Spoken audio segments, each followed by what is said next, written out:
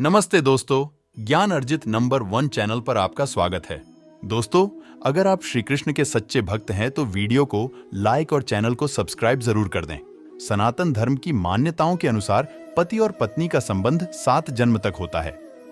कभी कभी लोग इस पर प्रश्न उठा देते हैं कि मान्यताओं के अनुसार 7 जन्म ही क्यों, 5 या 6 जन्म अथवा 8 जन्म क्यों नहीं।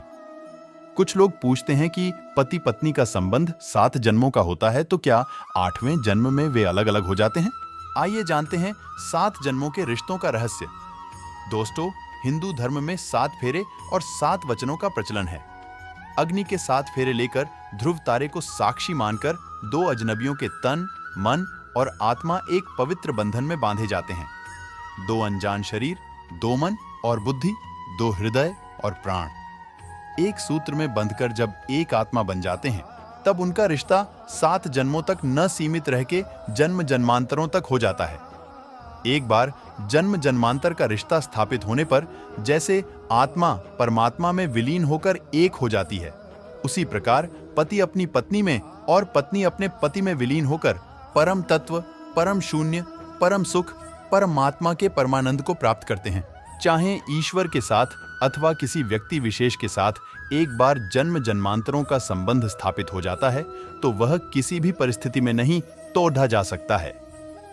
जब हम अचानक किसी अनजान व्यक्ति से मिलते हैं और हमारा मन, बुद्धि, विचार, भावनाओं का समन्वय एक साथ हो जाता है, यानी कि हमारे ग्रह दूसरे व्यक्ति के ग्रह एक दूसरे से मेल खाने लगते हैं, तो ऐसा आत्मिक संबंध अत्यंत कल्याणकारी संबंध का सृजन करता है।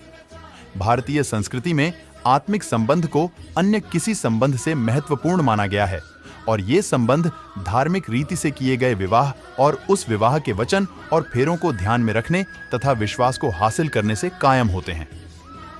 पति और पत्नी अथवा 2 मित्रों के बीच आरणानुबंधन होता है। प्राचीन ग्रंथों का अध्ययन करने के उपरांत एक बात सामने आती है कि हम लोग जिससे भी मिलते हैं, चाहे वह दोस्त हो चाहे वह दुश्मन, पूर्व जन्म के आरण की अदायगी के लिए एक दूसरे के करीब आते जरूर हैं।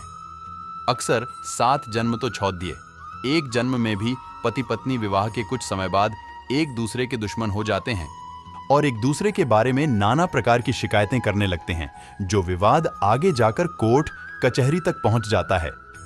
ऐसे में धर्मशास्त्रों की माने तो पूर्व जन्म के कर्म को इस जन्म में बैलेंस करने के लिए वो व्यक्ति विशेष हमारे जीवन में हमसे जुड़ता है, यानी कि खुशी या कष्ट देकर आरणानुबंधन समाप्त कर व्यक्ति को मुक्ति का अधिकारी बनाया जाता है।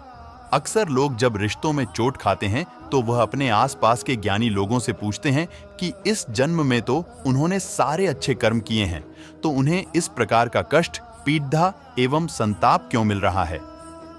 आपको जानकर आश्चर्य होगा कि जो चीज हमें खराब दिख रही होती है